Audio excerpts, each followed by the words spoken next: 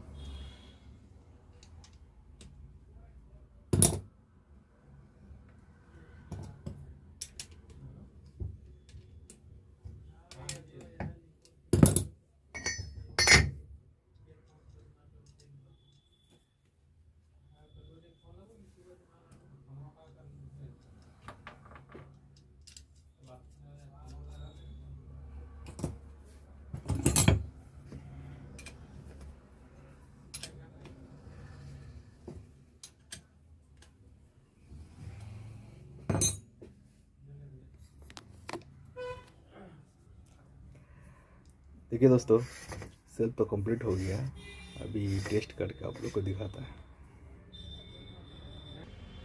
क्या।